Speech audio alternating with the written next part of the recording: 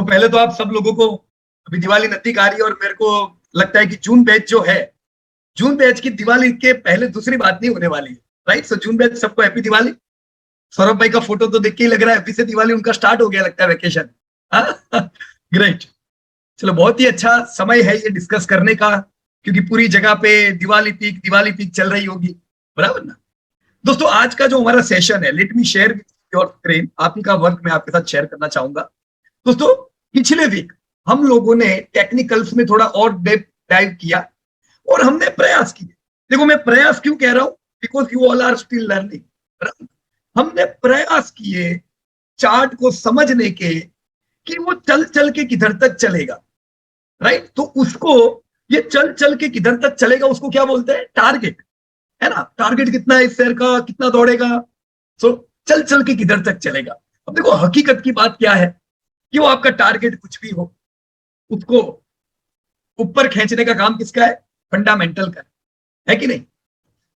Company के नतीजे किस प्रकार से आते जा रहे हैं, इकोनॉमिकल कंडीशन किस प्रकार से बनती जा रही है, अच्छी कंपनियां उसका जल्दी लाभ उठा सकती है अगर वो इंडस्ट्री में ऐसे बदलाव हुए तो टारगेट सेट करने के, देखने का, उम्मीद करने की कि यस, ये शेयर अभी इधर है, मैं इतना इस शेयर को उम्मीद करूंगा। जब रिकवरी आती है तो आपको टारगेट काम लगते हैं दोस्तों, क्योंकि अभी देखो ये तो एक साइकिल है, रिकवरी के बाद फॉल आता है, फॉल के बाद रिकवरी आती है। पर जब भी रिकवरी आती है तब हम लोग ये भी ना कहे कि नहीं नहीं, मेरे को तो प्रॉफिट बुक नहीं करना है, राइट? थोड़ा बहुत प्रॉफिट बुकिंग बनता है, थोड़ा बहुत इसलिए क्योंकि रिकवरी में दोस्तों उम्मीद के जोर पे, उम्मीद के दम पे शेयर के वैल्यूएशन ज्यादा हो जाते हैं, राइट? हम उम्मीद कर रहे हैं कि चलो मेरी ये कंपनी के धंधे, मेरी ये कंपनी के प्रॉफिट बढ़िया आएंगे, बढ़िया आते भी है, तो बढ़िया आते हमारी उम्मीद और अच्छी हो जाती है और पक्की हो जाती है और कुछ समय तक वो रिजल्ट आते रहे, शेयर चलता रहता है। फिर जैसे उम्मीद से कम नतीजे आए, धड़ा, तो ये साइकिल कुछ चलती है। इसीलिए जो आप टारगेट सेट करते हो दोस्त, वहां पे 5% प्रॉफिट बुकिंग बनता है ताकि आपके पास कैश भी रहे।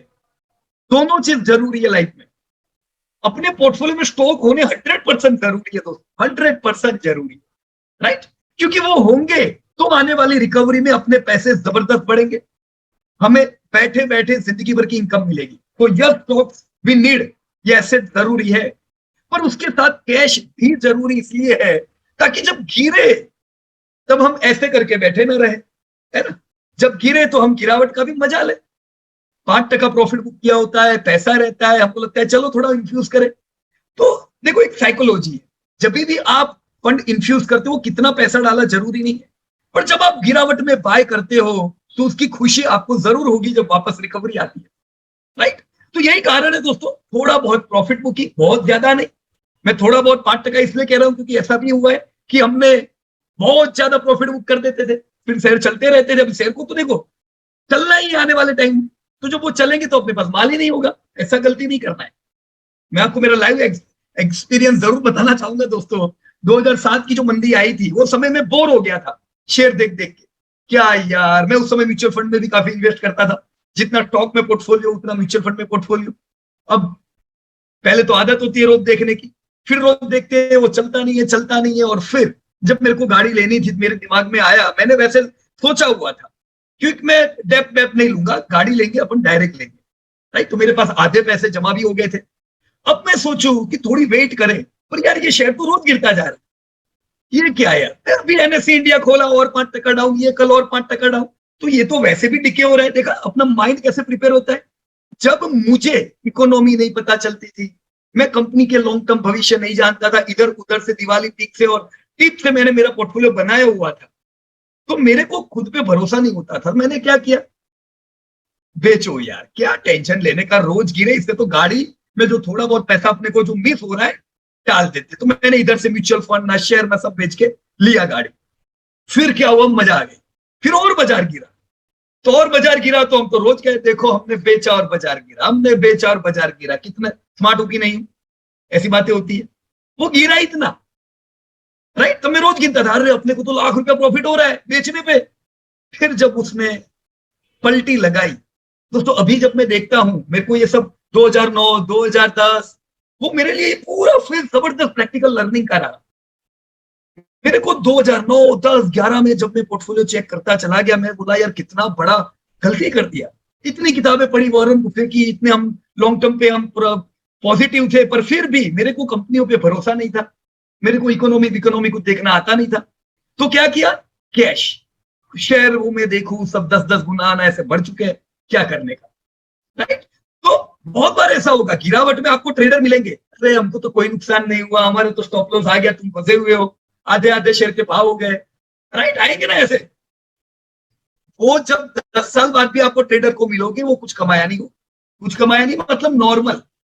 मैंने ये नोट किया, हम भी हैवी ट्रेडर थे दोस्तों, ट्रेडिंग में कमाया है, राइट, प्रॉफिट किए, पर जब एक समय बाद मैंने देखा कि यार जब मैं इतनी मेहनत करता हूं ट्रेडिंग में, इतना डिसिप्लिन फुल मेंटेन, प्रॉपरली एकदम, जो कॉल निकलते वैसे ही काम करते हैं, मेरे लॉन्ग टर्म के जो शेयर है वो वैसे बिना कुछ करे चलते जा रहे, राइट। अब ट्रेडिंग में भी आपको अच्छा पैसा मिलता है, जैसे ही रिकवरी आती है उस समय। तो ओवरऑल आपके कुछ करे बगैर जब आपको इतना अच्छा पैसा मिलता है, तो मैं सोचू यार क्यों इतनी बेजामारी करनी, इतना मैं टाइम इसके पीछे डालता हूँ और ना मेरी नौकरी, मेरे धंधे पे मेरा ध्यान नहीं रहता है, तो दैट्स नॉट गुड। मैंने जब हिसाब किया, मैं हमेशा कहता हूँ कुछ भी करो हिसाब करो, कुछ भी करो डिटेल देखो, हर एक चीज का डेटा देखने का, क्या हुआ क्या नहीं हुआ। तो मैं हमेशा always I use to check my trade, 5 साल पहले के, 2 साल पहले के, 10 साल पहले के। तो मेरे को लर्निंग मिला कि चलो यहाँ पे हम चिल्ला चिल्ला के कहते हैं कि yes you can make profit in trade, पर अपने वो शेयर जिसको अपन देखते नहीं है, वो तो कितने रैली मल्टीपल हो गए, कितना गुना, राइट। तो लर्निंग क्या मिला दोस्तों, कि लॉन्ग टर्म में जब आप पैसा लगाते हो ग्रोइंग इंडस्ट्री में, मेरे को ये ग्रोइंग कब सीखने को मिला था पता है, यही फॉल के दरमियान 2008, 9, 10 ये समय पे मैं देख रहा था कुछ कंपनियां बढ़िया ग्रोथ कर रही, राइट। तो मेरे को इंडस्ट्री मिलती चलेगी, मैंने सोचा ये ऑटोमोबाइल है, ये फाइनेंस है, ये एफएमसीजी है, इनके तो धंधे बढ़ रहे, इनके तो प्रॉफिट बढ़ रहे।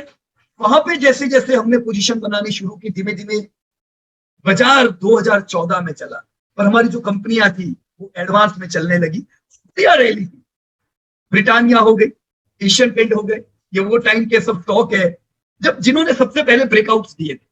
अब दोस्तों ब्रेकआउट उन्होंने क्यों दिए थे, क्योंकि fundamentally this all company were strong.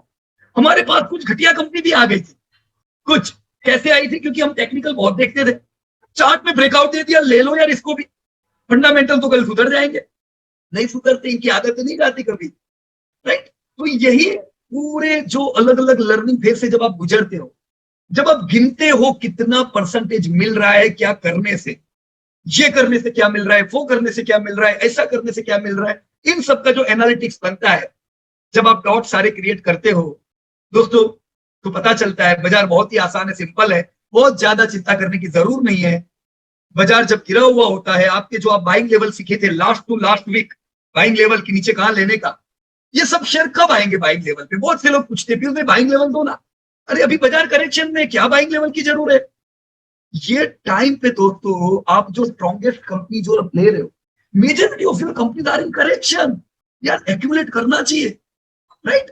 कोई बाइंग लेवल की अभी जरूर नहीं है, जब बाजार गिरा हुआ है, ये टाइम पे आपको पॉजिटिव रहने के लिए आपको पता रहना चाहिए कि अभी शेयर सब नीचे चल रहे हैं, जब ये चलेंगे तो ये किधर चलेंगे, तो अभी टारगेट्स ध्यान में रहने चाहिए, राइट, कि यस मैं 1 साल में, 1.5 साल में, 2 साल में, 6 महीने में ये उम्मीद करूंगा। तो पहले क्या आता है दोस्तों, बाइंग लेवल। मुझे बताओ दोस्तों, बाइंग लेवल रैली में आते कि फॉल में आते, कितना सिंपल, हाँ। पर हम लोग पहले क्या करते थे, फॉल में भाग जाते थे, रैली में वापस लेने को आते थे, वेरी बैड हैबिट। अच्छी हैबिट थी ये, बिल्कुल अच्छी नहीं थी। ये हम सीखे कि जो बाइंग है वो तो फॉल में ही आना है, तो फॉल में कोई चिंता नहीं करनी, तो your buying levels are going to come during fall and your targets are going to come during recovery. पर ये फॉल और रिकवरी किसकी, स्टॉक की नहीं, किसकी बताओ मेरे को, फॉल और रिकवरी में किसकी बात कर रहा हूं। हम कैसे कहेंगे अभी करेक्शन चल रहा है, कोई स्टॉक करेक्शन में तो हम कहेंगे करेक्शन चल रहा है, हम कैसे कहेंगे अभी रैली का मौसम चल रहा है, अरे कोई एक शेयर ने रैली किया तो हम रैली बोलेंगे, बोलो क्या है हमारा बेंचमार्क, हम किसको देख के बोल सकते हैं market is right now in correction. So yes your majority of the stocks would be in buying level. Sector, Anshuman ji sector से भी ऊपर एक चीज है, हाँ सेक्टर की, सब सेक्टर की दौर किसके हाथों में, यस यस, और नजदीक और नजदीक, हाँ बेंचमार्क अपना निफ्टी निफ्टी निफ्टी बाजार, यस मनीष भाई, बीएससी एनएससी, अपना बीएससी एनएससी अपने इंडिया का मार्केट। वैसे इंडिया के मार्केट के ऊपर वर्ल्ड के मार्केट है, नेस्डेक है, डाउ जोन्स है, ये सारी जो रेखाएं है ये जब पॉजिटिव रहती है धमाकेदार बाजार चलता है, और बाजार चलता है, आप रोज बोलोगे ये गिरता क्यों नहीं है, गिरता क्यों नहीं है, वो नहीं गिरेगा, वो बैल की तरह दौड़ता है। आप बोलोगे अभी ये बाइंग लेवल पे आएगा, वो नहीं आएगा, वो दौड़ने ही वाला है। वैसे ही जब बाजार गिरता है, वर्ल्ड के जब इंडाइसेस गिरते हैं, तो अच्छे अच्छे सेक्टर, अच्छे अच्छे स्टॉक की धज्जियां निकल जाती है, राइट। और उसमें से जो स्ट्रॉन्गेस्ट होते हैं, जहां पे और ऑर्गेनिक डिमांड होती है जो सेक्टर में दोस्तों, वो कंपनियां आपको वापस से धंधा मिलने लगता है, प्रॉफिट करते हो, और आप वहां पे रैली देखते हो, राइट। सो बाइंग लेवल्स याद रखना, आपने पहले सीखे बाइंग लेवल। बाइंग लेवल गिरावट में आएंगे, और टारगेट्स आपके बाजार जब रिकवरी करता है तब आएंगे। ऑलराइट, अगर अर्ली टारगेट आ गए तो दोस्तों बाजार ने रिकवर किया नहीं और हमारे टारगेट आ गए, ऐसा होगा। आपकी जो स्ट्रॉन्गेस्ट स्टॉक हो गया ना, इसमें ऐसा ही हो, वो बाजार से पहले आगे निकल जाएंगे, तभी तो बाजार चलेगा, उससे पहले वो चलेंगे, राइट। इसको हम कैसे इंटरप्रेट करें? दो मैं लास्ट वीक का सेशन और उससे पहले के सेशन दोनों को मिक्स करूंगा, और हम कुछ कंपनियों को लाइव प्रैक्टिकली एग्जांपल से देखेंगे। सबसे पहले यहां चार्ट में मैंने यहां पे मैं निफ्टी डाल देता हूं, let me have Nifty. Okay, Nifty आ गया। So here is the Nifty. अब दोस्तों मुझे पूरी उम्मीद है, इसको मुझे हटाने दो थोड़ा, ये ऑलरेडी सेव हो चुका है तो मेरे हर एक चार्ट में आता है निफ्टी के, राइट। मैं समझ सकता हूं कि ये कुछ ऐसा हो रहा है, राइट। करेक्शन मोड है पूरा। तो जब करेक्शन मोड है, तो ये दोस्तों मेरा माल बेचने का टाइम है कि मेरा माल लेने का टाइम है? यस प्लीज, मैं आपके जवाब की वेट करूंगा चैट बॉक्स में। This is the time where we should profits, और this is the time where we should accumulate and buy. या ऐसे समय पे स्टॉक रिच रहना है। क्या रहना है? स्टॉक रिच रहना है, शेयर होनी चाहिए अपने पास, because your market is in correction. जो दोस्तों आप लोगों ने बाइंग लेवल्स में सीखा, बाइंग लेवल में आपने मेमा देखे थे, राइट। देखो एक समय पे कितना बड़ा गैप था। ये दोस्तों जितनी बड़ी गैप मेमा में और आपके शेयर में, उतना बड़ा जोखिम, राइट। या तो मेमा ऊपर आती जाएगी या आपका बाजार करेक्शन में आता है। ये केस में आप देख रहे हो, अब ये गैप आपकी धीमे धीमे डिक्रीज हो रही है।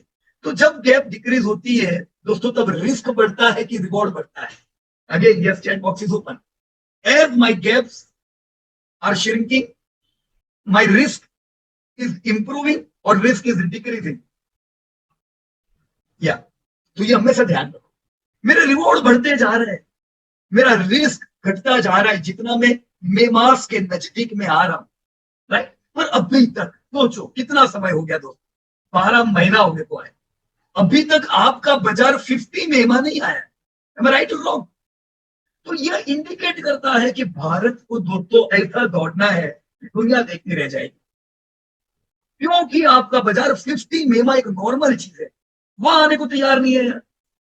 तो अंदर से आप में स्ट्रेंथ दिखनी चाहिए, एक्यूमुलेट करने समय करना नहीं चाहिए। जितना लंबा समय, जितना ये करेक्शन में लेगा, उतने आपके पास क्वांटिटी बढ़ती जाएगी। ज्यादातर लोग हर महीना कमा रहे हैं, एक्यूमुलेट करो दोस्तों एवरी मंथ, राइट। तो करेक्शन आया तभी तो आपका बाइंग लेवल आया, राइट। तभी तो ये 50 मेमा के करीब आ रहा है। अब होगा क्या पता है आपको? धीमे धीमे ये मेमा ऊपर आती जा रही है, आपका शेयर ऐसा आता जा रहा है, दोनों का मिलन, राइट। तो हमने यहां पे एक बाइंग लेवल हमारा सेट किया, ये एक मेमा से देखा। दूसरा दोस्तों कौन सा तरीका है बाइंग लेवल देखने का? Yes please. और कौन सा तरीका है मेमा के अलावा? क्या सीखे थे आप लोग, बताइए दोस्तों। Chat box is open. Retracement, absolutely, कितना सिंपल है यार, है ना। बहुत लोग बोलते हैं जैसे बाजार जब गिरने लगता है ना, और फ्यूज भाई 100 पॉइंट टूट गया है बाजार, अब क्या? अरे 100 पॉइंट कुछ भी नहीं होता है, 1500 2000 पॉइंट तो एकदम नॉर्मल पॉइंट होता है बाजार के लिए। तो बहुत ज्यादा जल्दी नहीं करने की, प्रिपेयर रहने का, ब्रॉड सोचने का, गिरावट भी बड़ी सोचने की, रिवॉर्ड भी बड़े सोचने की, तेजी भी बड़ी सोचने की। मेरे को तो अंदर से ऐसा महसूस होता है यार, अभी तो ये गिरना चालू हुआ था, तब से ये भाई को डर लग रहा है, तो अभी तो इसको 12-15 महीने निकालने हैं, तो क्या होगा? लोग यहां से भी डरे हुए थे। लेट मी रिमाइंड यू, पहले महीने से, अब अगर हम पहले महीने से घबराए हैं, तो यहाँ पे आते आते हमारा क्या होगा, राइट। अभी भविष्य में प्रिपेयर रहो। जब भी बैंड ऑफ द ट्रेंड होता है, आपने सीखा ना band of the trend last में, तो ये तेजी का बैंड ऑफ द ट्रेंड, ये पहला महीना था जब आपके निफ्टी ने लोअर हाई लोअर लो लोअर क्लोज किया, तो अपने को तैयार तो रहना है, कि अब मैं कुछ समय तक करेक्शन देखूंगा। करेक्शन कितना आ सकता है, 50 में आ सकता है, पर एक ही महीने में थोड़ी ना ये इतना नीचे आता है, राइट। 50 में जहां पे है, पर जैसे समय धीरे धीरे बीतेगा 50 में ऊपर आएगी, तो 50 में नॉर्मल था, आपका एक बाइंग लेवल हुआ, राइट। उसके अलावा आप रिट्रेसमेंट दिखे थे दोस्तों, तो भाई आपने परफेक्ट बताया, retracement, let me check year retracement. मैं यहाँ पे रिट्रेसमेंट डाल के आप लोगों के साथ जरा चेक करता हूं निफ्टी का रिट्रेसमेंट क्या बनता है। तो मैंने लोएस्ट लो से हाईएस्ट हाई किया, थोड़ा बहुत आगे पीछे चलेगा अभी, क्योंकि आप जस्ट भी लेवल देख रहे हो। ये लेवल को मैं अभी हटा देता हूं, राइट।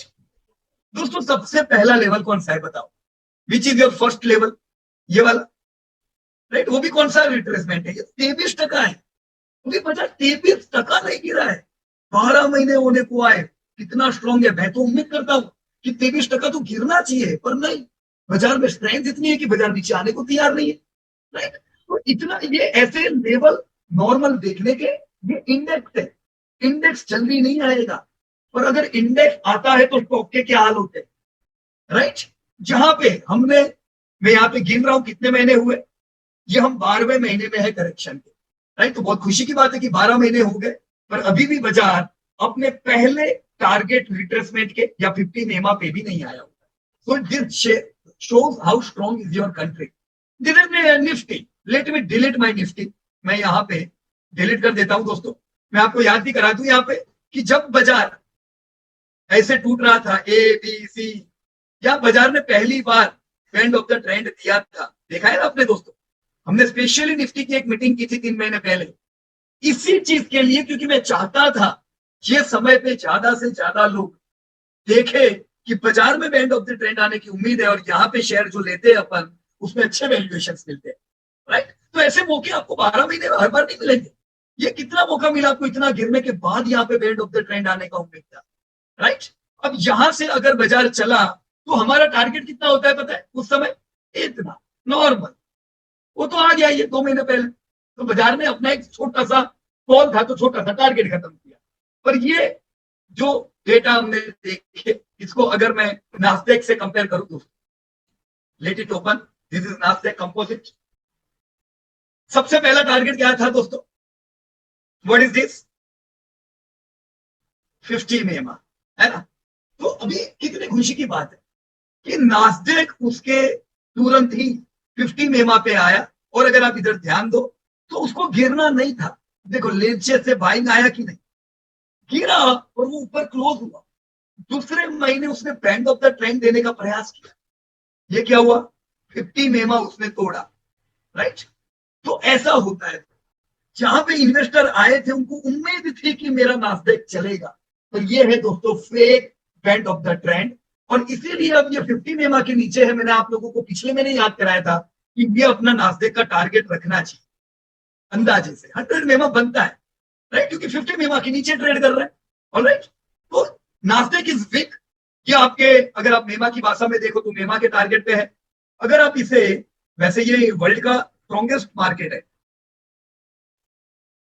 ये हम, ओके, ये मैंने क्या किया दोस्तों, रिट्रेसमेंट लगाए, this was suppose to be your first target. देखो कैसा बिहेव करता है, मैं आपको ये दिखाना चाहता हूं। ये आपका दूसरा है टारगेट, राइट। अब मैं ये रिट्रेसमेंट डिलीट करता हूं, चलो, अरे सॉरी, ये वाला भी चला गया, ओके। देखो ध्यान से देखना दोस्तों, नास्डेक अपने चौथे महीने ही पहले रिट्रेसमेंट पे आ गया, 23% वाले। बाजार आया क्या अपना निफ्टी दोस्तों, अभी भी नहीं। यहां पे उसने अटेम्प्ट लिया, इन्वर्टेड हैमर बनी, इसको नहीं टूटना था। दूसरे महीने भी ये हैमर बनी, बड़ा वॉल्यूम आया, ये सब किधर चला गया, ये क्यों आया, अटेम्प्ट था दोस्तों रिकवरी का।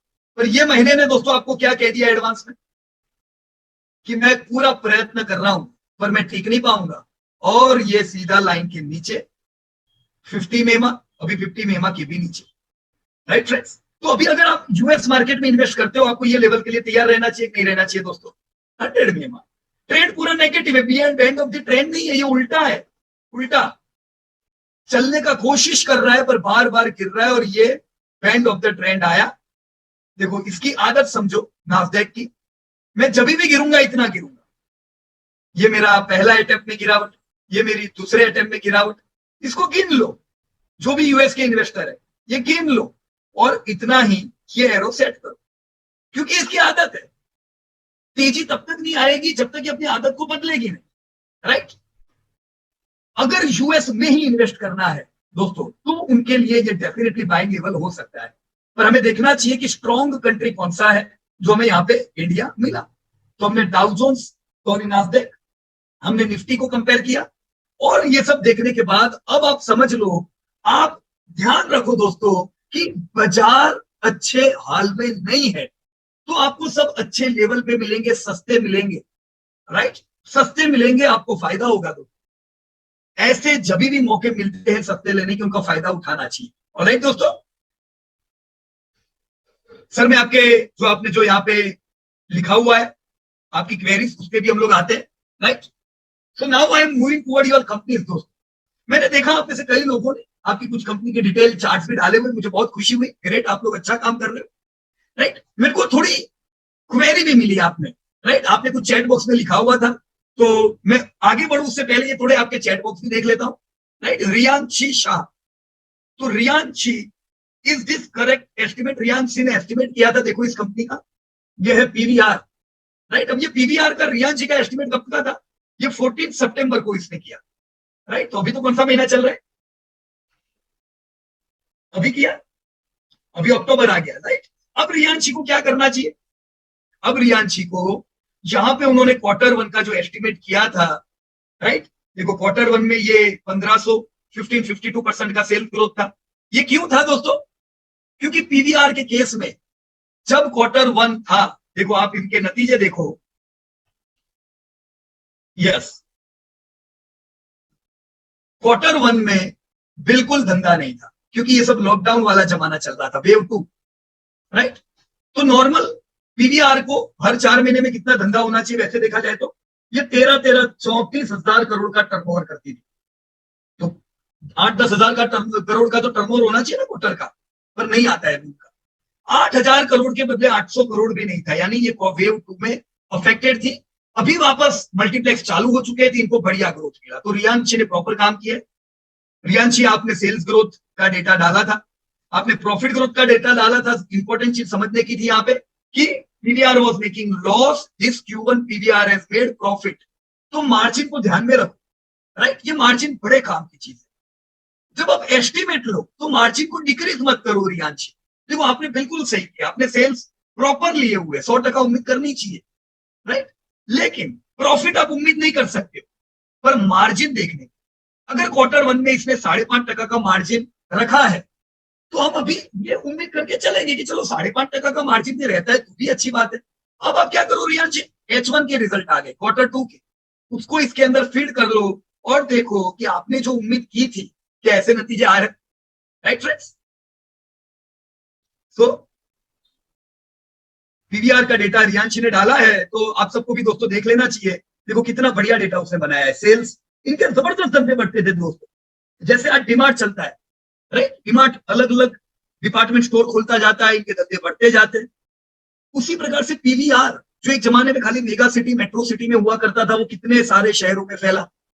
मेरे ख्याल से आज की मीटिंग में जो लोग होंगे, आप लोगों के शहर में भी पीवीआर आ चुका होगा, तो उनको सेल्स ग्रोथ की कोई कमी नहीं थी, बढ़िया धंधे थे। पर ये डिमार्ट की तरह डेप्थ फ्री नहीं था, ह्यूज डेप्थ, राइट, और लीज लायबिलिटी की बहुत बड़ी होती है, क्योंकि ज्यादातर इनकी प्रॉपर्टी लीज पे रहती है। तो होता क्या है, इनके मार्जिन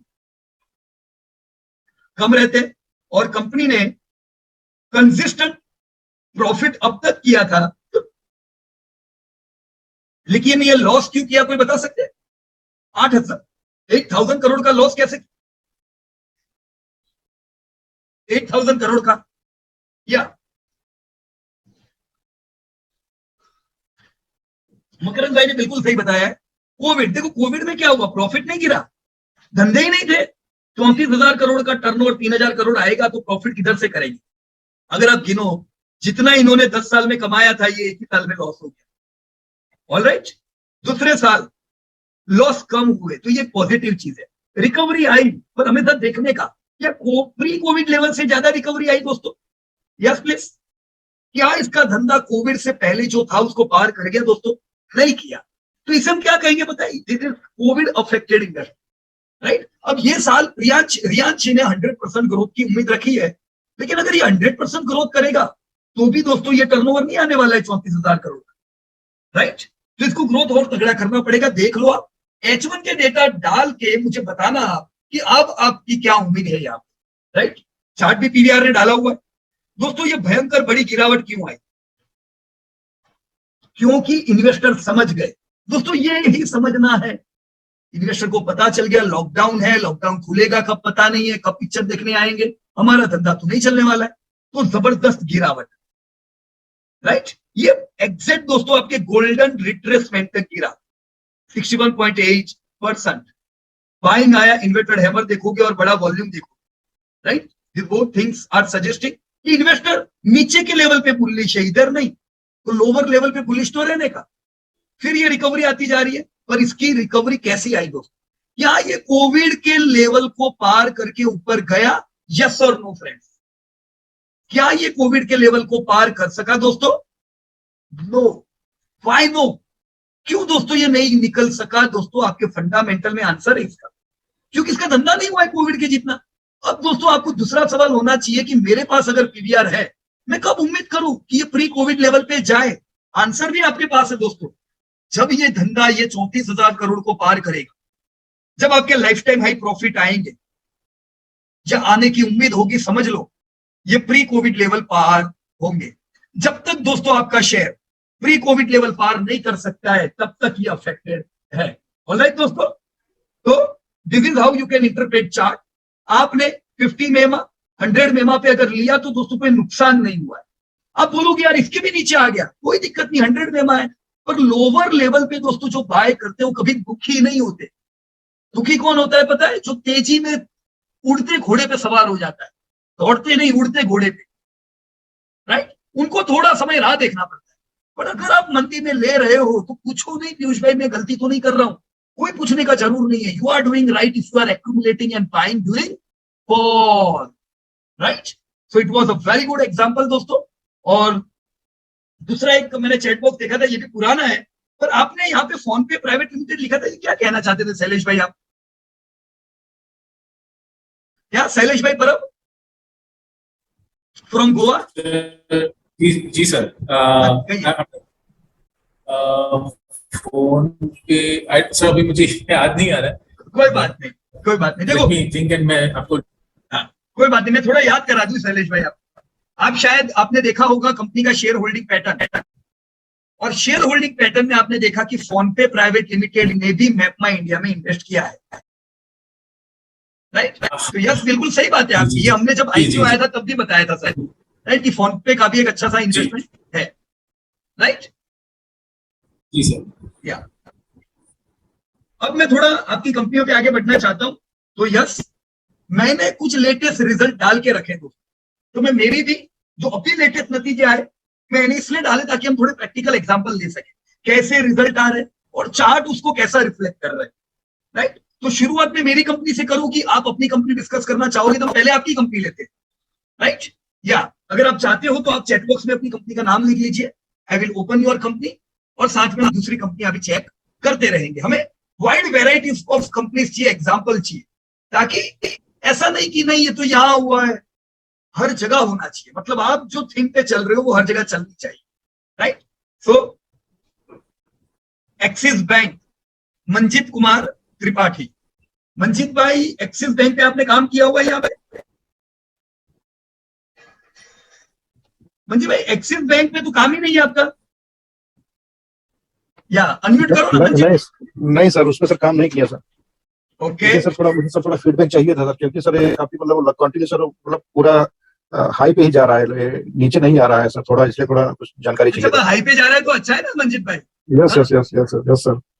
ओके देखो मैं यहाँ पे एक्सिस बैंक का चार्ट ओपन करता हूँ। Yes sir. बैंक निफ्टी अगर डाउन भी जाता है तो भी इसमें ज्यादा मतलब फॉल नहीं देखने मिल रहा है, ये मतलब राइट। देखो मैं एक्सिस बैंक ओपन किया यहाँ पे, राइट। ओके ये प्री कोविड लेवल हम इसको मानेंगे। देखो मैं यहाँ पे एक लाइन ड्रॉ कर देता हूँ, राइट। ये कौन सा समय है? 2019 वाला, right? Yes, pre-COVID, pre yes, sir. Covid level में इसका भाव क्या था? 824, राइट? Yeah, yes. और मैं यहाँ पे और एक कंपनी कर रहा हूं, राइट? अब एक चीज यहाँ पे समझ ले हम लोग कि ये प्री कोविड लेवल को अभी भी पार नहीं कर सका है, क्या सर इसने? Yes, yes, अभी नहीं पार किया सर। तो अभी हमको लग रहा है कि निफ्टी नीचे आ रही है तो भी ऊपर जा रहा है, पर ये असल में Yes, सर अंडर परफॉर्मर है, क्योंकि हम्म। 2019 वाले लेवल मतलब 3 साल पहले अगर किसने लिए हुए वो लोग भी इसमें फंसे हुए हैं। Yes, yes, yes. पर ये Yes, बुरा समय था बैंकों के लिए, पूरा जो लंबा समय था ये बुरा समय था बैंकों के लिए। अब आने वाला जो कुछ समय है 4-5 साल बहुत ही बढ़िया रहेंगे सर बैंक के लिए। तो Yes, sir. अगर एक्सिस बैंक है आपके पास, कोई चिंता की बात नहीं है, डिस्टर्ब करने का जरूर नहीं है, आप Yes, sir. एक्यूमुलेट भी कर सकते हो, बढ़िया होगा, राइट? क्यों? रेजिस्टेंस यहाँ पे सर इसको मिल रहा है क्या? रेजिस्टेंस मुझे यहाँ दिख रहा है इस पॉइंट पे सर। 100% ये रेजिस्टेंस है।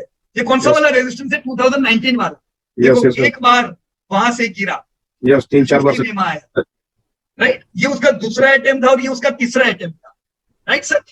Yes, sir yes, sir. एक टेबल पे आप हथौड़े से बार बार मारते रहोगे, कब तक वो टेबल वो हथौड़े की मार सहन कर पाएगा? कभी ना Yes. कभी वो टेबल को टूटना है, Yes, sir. ये लाइन को टूटना है सर अभी, Yes, yes, yes. Right? Break तक Yeah. लग रहा है। Yes, sir. रैली हम- भी okay. पॉजिटिव रहेंगे, उम्मीद करेंगे कि आने वाले समय में एक्सिस बैंक ब्रेकआउट देगा, राइट? पर नियर टर्म मत सोचो सर, 3-4 साल के गोल बनाओ आने वाले Yes. कुछ समय में। पहला ये देख लो इसने कितने समय तक करेक्शन दिया है। मैं यहाँ पे Yes. गिनता हूं 40 मंथ, तो 40 में और 20 ऐड करो सर, 60 हुआ। Yes, sir. तो ये आने वाले 5 साल में आपका ये टारगेट बनता है sir, maximum 5 year, Yes, yes, yes, yes, sir. 2597, right sir? Yes, sir. तो कितना एकदम सिंपल है, पर इसको ये तुरंत नहीं चलेगा सर। 2597 कितना टाइम मैंने बताया आपको? 5 60 ईयर, 5 year. बराबर? क्यों ऐसा? क्योंकि ये करेक्शन जब करता है तो ये लंबा करेक्शन करता है, अभी नहीं। देखो अभी तो इसने लंबा करेक्शन 4-1 साल का तो कर दिया, इससे पहले यहाँ पे भी 4-5 साल का करेक्शन आया था, यहाँ पे भी लंबा करेक्शन, यहाँ पे भी। मतलब एक्सिस बैंक की आदत है, एक बार वो गिरने लगता है तो लंबे समय तक गिरावट में रहता है। तो अब Yes, yes. जब आप यहाँ पे एक्सटेंशन की मदद से टारगेट देख रहे हो कि भी मेरे को उम्मीद है ये 1500 आए, पर ये कभी भी ये ऐसे नहीं आएंगे target. Just a minute, Yes, ऐसा sir. टारगेट नहीं आएगा। कैसे आएगा? चलेगा, गिरेगा, ऊपर डाउन आएगा। Yes, yes, yes, sir. Strongest bank कौन सी है पूरी बैंकिंग इंडस्ट्री में? HDFC sir. देखो दोनों के चार्ट में डिफरेंस समझे हम। मैं यहाँ पे HDFC बैंक का चार्ट मैंने यहाँ पे ओपन किया, राइट? Yes, yes, sir. 2019 मतलब ये वाला टाइम, देखो एक्सिस बैंक अभी ये लेवल पे चल रहा है और इसके ऊपर निकलने की कोशिश कर रहा है ना? Yes, yes, yes, sir. जबकि HDFC बैंक ने ये काम कब कर दिया? यहाँ पे। Yes, sir. क्रॉस कर दिया इसको। तो इसने यहाँ पे ब्रेकआउट दिया, बुलिश एंगल्फिंग कैंडल के साथ ब्रेकआउट आया, और ये डिनोट करता है आपको कि HDFC बैंक को लंबी तेजी करनी है, राइट सर? हमको Yes. पहला टारगेट हमने ये 1830 का सेट किया हुआ है, आप यहाँ पे Yes. देख पा रहे होंगे, Yes, राइट? तो ये जो बैंक है ये भी करेक्ट होगी, पर इनकी अगर हम हिस्ट्री देखें तो ये कम समय करेक्शन में रहता है। देख रहे हो सर आप, yes, yes, yes, sir. Right? क्योंकि इनके फंडामेंटल ऐसे है, तो हमेशा स्ट्रॉन्गेस्ट में रहने का, तो आपका लॉन्ग टर्म में पैसा ज्यादा अच्छा बढ़ेगा। Alright sir? Correct, correct, correct, correct, sir. Save that. Okay, thank you, sir. या धन्यवाद। और मैंने यहाँ पे जो कंपनियां की हुई है वो कंपनी पे मैं आगे बढ़ूंगा, उससे पहले यहाँ पे अल्पेश पटेल IEX, चलो IEX देख लेते हैं। अल्पेश भाई ने काम भी बढ़िया किया होगा IEX में, एक्सचेंज डेटा प्लेटफॉर्म। पर IEX के रिजल्ट कब थे? मेरे को लगता है आज थे क्या कि कल थे? आगे अल्पेश भाई result. Good evening sir. Actually आज 2 दिन से मेरे को टाइम नहीं मिल रहा है ये, अच्छा, क्योंकि थोड़े इश्यूज फैमिली का काम चल रहा है सर। कोई दिक्कत नहीं। पर आपने रिजल्ट कौन सा डाला है IEX का वो अल्पेश भाई? लास्ट Q1 का डाला है, अभी Q2 का भी नहीं डाला है मैंने राइट। एक्चुअली वो लास्ट। रिजल्ट डालने के बाद ही हमको अंदाज आएगा। यस, लेकिन मेरा एक बेसिक क्वेश्चन था एक्चुअली, हाँ बोलो ना। कि जो मैंने Q1 का जो रिजल्ट डालने के बाद जो एस्टिमेट किया था, हाँ तो उसका फ्यूचर वैल्यू जो मैंने प्रेडिक्ट किया था वो हिसाब से 88 रुपीज था। बराबर है। इसके बाद हमने बाइंग लेवल देखा और इसके हाँ। बाद टारगेट भी मैंने नीचे एट द बॉटम हाँ, दोनों ग्राफ डाले हुए हैं अभी तक। Last Okay. वीक का जो एसएमएन था वो तब का। राइट। तो बाइंग लेवल जो मैंने डाला था हाँ, तो उसमें थोड़ा मेरे को एक कंफ्यूजन हो रहा था कि मैंने जो राइट। चैट में डाला है दैट इज ओके, क्योंकि अपने जो मेन पेज पे भी बाइंग लेवल 1 बाइंग लेवल 2 डाला है, टारगेट 1 और टारगेट 2 भी डाला है ये लास्ट राइट। वीक एसएमएन मैंने किया, लेकिन थोड़ा कंफ्यूजन था तो मैंने बोला कोई बात नहीं। देखो, देख लेते हैं हम लोग। पहले हम ये समझ लेते हैं अल्पेश भाई कि आपकी जो ये कंपनी है IEX, वैसे उसका लॉन्ग टर्म सेल्स प्रॉफिट कैसा चल रहा था? अच्छे थे अब तक के? यस, सेल्स अच्छे ग्रोथ हो रहे हैं, प्रॉफिट बढ़िया थे, मार्जिन तो एकदम बढ़िया है ना। तो कंपनी में Right. मतलब कोई प्रॉब्लम नहीं है। हम यहाँ पे उम्मीद करेंगे कि अगर मेरे पास ये कंपनी है, ये मुझे लंबे समय तक प्रॉफिटेबिलिटी देगी और मुझे बढ़िया डिविडेंड देगी। अल्पेश भाई, जब इनका IPO आया तभी हमने ये बात कर रखी थी कि यहाँ पे मतलब रिटायर पर्सन को तो ये रखना चाहिए, क्योंकि उनको अभी से डिविडेंड अच्छा मिलेगा। क्यों? ये ग्रोथ को देखते हुए, राइट। और Right. देखो हुआ क्या, ये मैं यहाँ पे, आपने IEX डाला हुआ है, मैं यहाँ पे मेरे चार्ट में भी ओपन करता हूं IEX। ओके, ये था IPO का टाइम, राइट। IPO के आने के बाद कुछ समय ये कैसा रहा अल्पेश भाई? नथिंग, म्यूचुअल यानी एवरेज। एवरेज, मतलब ये एकदम एक ही रेंज में चलता जा रहा था कुछ समय, बराबर। राइट। फिर पहली बार ब्रेकआउट एक हुआ, और जब ये चलने लगा तो ये 59 से सर किधर तक चला? 59 टू 320, राइट। है ना। तो ये कितना हुआ मतलब अंदाजे से? 5x। अच्छा, राइट, 5x जितना। असल में ये लो जो है, जैसे ये 30-35 रुपए का भी यहाँ पे लो है, ओवरऑल ये 5-10 गुना जैसा यहाँ पे पूरा उसने रैली किया। तो रैली जब करता है, मैंने अभी आपको बताया कि जब रैली करेंगे शेयर, तो ये आप रोज बोलोगे ये कब गिरेगा कब गिरेगा, वो गिरेगा नहीं। उसको जब दौड़ना है तो दौड़ना है, राइट। अब यहाँ पे उसने रैली बढ़िया किया। हमने एक टारगेट सेट किया हुआ था अल्पेश भाई यहाँ पे IEX, इधर पे 260 के करीब। वो कैसे किया था वो हम बाद में सीखेंगे, राइट। पर जब हम यहाँ पे बेचने को कह रहे थे तो ज्यादातर लोग, अरे नहीं नहीं, ये तो इसके तो इतने अच्छे फंडामेंटल है कि ये बहुत बढ़िया चलेगा। तो लोगों ने यहाँ पे प्रॉफिट बुकिंग हरगिज किया नहीं, राइट। ऐसा नहीं कहता सब बेचने पर, अपने को 5% प्रॉफिट बुकिंग बनता था, राइट। अब उसके बाद हुआ क्या, यहाँ पे एक इन्वर्टेड हैमर आई जिसने सेलिंग डिनोट किया। मतलब ये नहीं कि कंपनी बुरी है, यहां से मरेंगे, लेकिन करेक्शन, एक बार ये 5-6 गुना चला है तो करेक्शन तो आना है, राइट। इसकी पुरानी आदत यहाँ पे भी देख रहे हैं, कितना समय तक ये करेक्शन चला था। देखो, अप्रोक्सीमेटली हम कह सकते हैं 34 मंथ, राइट। ये जितना दिखे ना उसने एक ऐड कर देने का, 33 मतलब 34, राइट। 34 महीने का करेक्शन था। जब ये करेक्शन में आएगा और अगर 34 महीने ये ना चले तो क्या मेरे में पेशेंस है वेट करने की? क्योंकि मेरी हैबिट है, मैं करेक्शन भी करूंगा, रैली भी करूंगा, राइट। अब डोजी के बाद गिरावट। अब ये गिरावट कहां तक की रहेगी? पहला तो आपको एकदम लेमन लैंग्वेज में 50 में तो सोचना ही चाहिए अल्पेश भाई, एग्जैक्टली, है ना। राइट। मतलब ये ध्यान में रखने का ये लेवल कि ये मेरा जो है, ये मेरा स्ट्रॉन्गेस्ट बाइंग लेवल है, इसके करीब आएगा डेफिनेटली मेरे को लेना है, राइट। रिट्रेसमेंट क्या कहते हैं, मैं यहाँ पे आपके रिट्रेसमेंट के भी लेवल डाल देता हूं। ये है आपका 61.8%, राइट। तो ये कौन सा लेवल हुआ? गोल्डन रिट्रेसमेंट 61.8, डेफिनेटली बाइंग बनता है। देखो आप इधर बाय करोगे और गिरा, इधर बाय करोगे, पर ये लेवल पे बाय करने वाला कभी दुखी नहीं रहेगा, क्योंकि आप ऑलरेडी कब ले रहे हो? आप यहां पे ले रहे हो कि यहां पे ले रहे हो?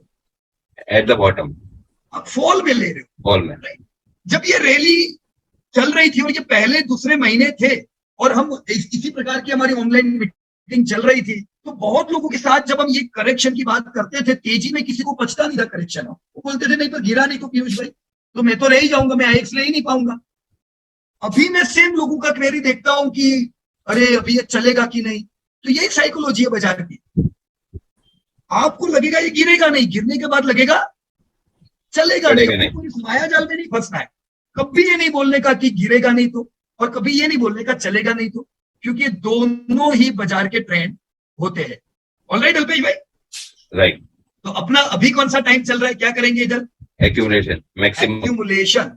पर अब आपसे एक मेन सवाल अल्पेश भाई, ये 61% के गोल्डन रिट्रेसमेंट से रिकवर हो जाएगा कि ये 50 मेमा आएगा, वो आप कैसे बता पाओगे?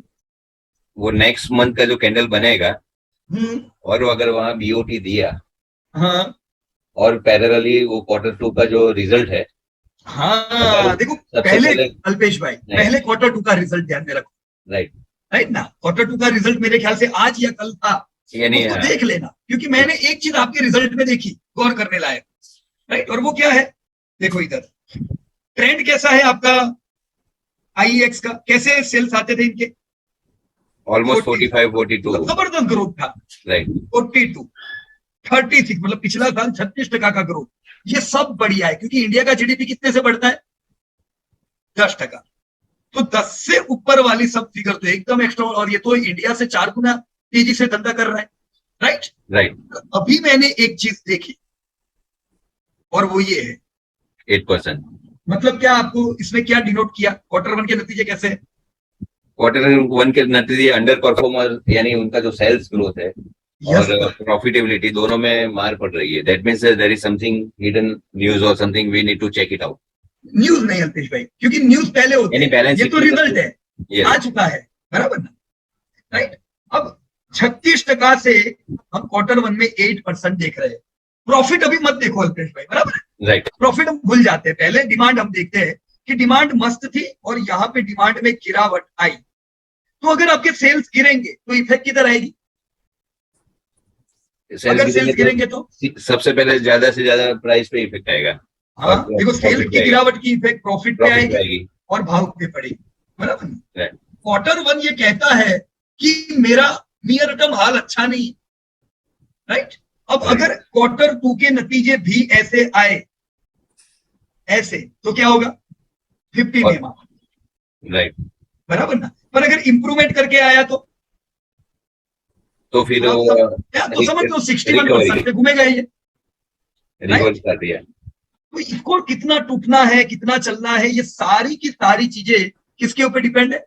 सेल्स ग्रोथ या अपने फंडामेंटल के ऊपर डिपेंड है, बराबर? सब बड़े निवेशक को पता है कि इस साल अपने को डिविडेंड कम मिलने वाला है, क्योंकि सेल्स प्रॉफिट सब म्यूटेड रहेंगे। मैं उम्मीद करूंगा उतने बढ़िया नहीं रहेंगे, बराबर?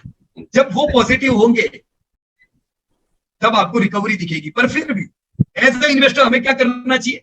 आप अच्छी कंपनी को लोअर लेवल पे ले रहे हो, डेफिनेटली लेना चाहिए, बराबर? राइट। या सो थैंक यू अल्पेश भाई। और अंशुमान जी ने हैंड रेज किया हुआ है, कहिए Anshuman ji. Thank you sir. एक इसमें ऑब्जर्वेशन का देखिए, पर इस लेवल पे भी इसमें वॉल्यूम्स नहीं आ रहे हैं, तो जैसे अभी तक हमने देखा लोअर लेवल पे या 61.8 या 50 इनमें वॉल्यूम्स आते हैं, बट इसमें नहीं आए, तो मतलब अभी बाजार ये सोच रहा है कि अब इसको और 50 तक आने दोगे तभी हम। देखो अंशुमान जी, वॉल्यूम नहीं आए हैं, पर अभी बाइंग भी नहीं आया ना। बाइंग आया क्या अभी? नहीं, जैसे हाँ, तो ये बड़ा बाइंग जो आएगा, देखो एक चीज हकीकत है कि कभी भी बड़े बाइंग हायर लेवल पे नहीं आते। बड़े बाइंग किधर आना है?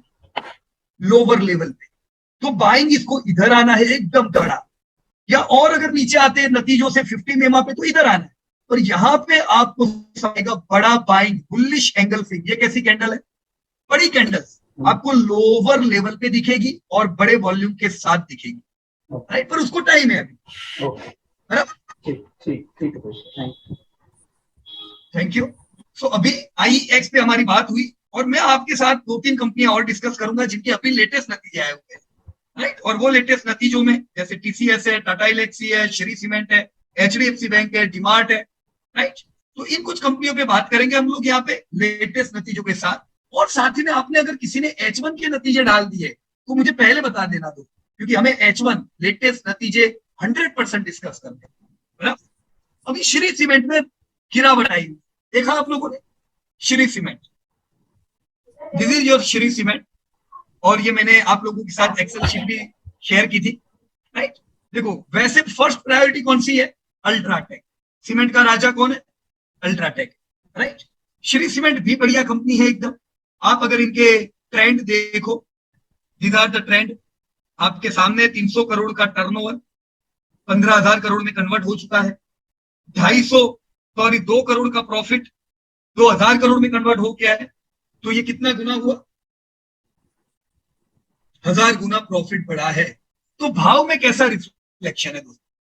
इसीलिए आपका 60 रुपए की कीमत का शेयर, राइट, 6224 वाला शेयर कहां पहुंच चुका है? 30,000 रुपया। तो ये 60 से 30,000 लाया कौन? धंधे बढ़े, प्रॉफिट बढ़े, मेरे दाम बढ़े, राइट। तो ओवरऑल ट्रेंड इनकी अच्छी है। सीमेंट की बिक्री होती है तो श्री सीमेंट को पता है मेरे को फायदा कैसे लेना है, मेरे को धंधा कैसे बढ़ाना है, राइट। अगेन मैं कहूंगा your first priority should be UltraTech. UltraTech राजा है और श्री सीमेंट के नतीजे हम देख रहे हैं इनसे सीखने के लिए। यहां पे मैंने करंट ट्रेंड फीड किया हो। मैंने देखा कुछ लोग पूछ रहे थे पीयूष भाई बहुत बुरे नतीजे आए श्री सीमेंट के, मैं क्या करूं? लेकिन दोस्तों H1 के नतीजे बुरे हैं कि ऑलरेडी उनका बुरा टाइम चालू हो चुका था Q1 से? कौन बताएंगे ये चीज को दोस्तों? क्या इस बार के नतीजे बुरे हैं कि ऑलरेडी बुरे नतीजे थे? या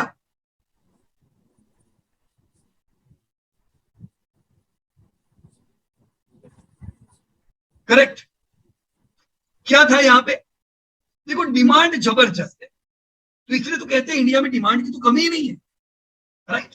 पूरे पिछले साल 11% से धंधे बढ़े और पिछले साल फुल ईयर अगर हम देखें तो प्रॉफिट में मार पड़नी इधर से चालू हो चुकी थी, राइट। देखो 9 मंथ आपके सेल्स भी बढ़िया, प्रॉफिट भी बढ़िया और शेयर भी जोरदार चल रहा था। फिर आपने देखा इन्फ्लेशन हाई हो गया, तो Q4 से इन्फ्लेशन ने अपना जाल फैलाना चालू किया और महंगाई आ गई।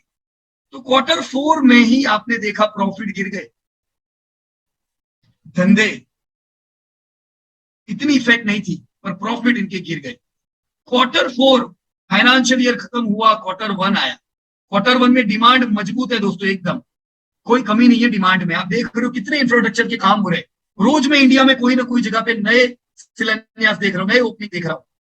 पर प्रॉफिट में Q1 में ही श्री सीमेंट ने बता दिया था मेरे रॉ मटेरियल के दाम बढ़ गए हैं, राइट। दोस्तों अगर आपने देखा हो तो श्री सीमेंट का सबसे बड़ा खर्चा क्या है? मैंने आपको बोला था ना कि मेजर कॉस्ट ढूंढने का, ये है उनका मेजर कॉस्ट, पावर, फ्यूल और फ्राइट कॉस्ट, राइट। सीमेंट को एक जगह से दूसरी जगह ले जाने का खर्चा भी बड़ा होता है, राइट। और पावर और फ्यूल तो इनका मेजर कॉस्ट है। इनका रॉ मटेरियल कुछ भी नहीं है, रॉ मटेरियल के इनके खर्चे नहीं होते, रॉयल्टी होती है वो तो खाली, राइट। तो वो सस्ता है। पर पावर फ्यूल का दाम बढ़ा, समझो सीमेंट के प्रॉफिट गिरे।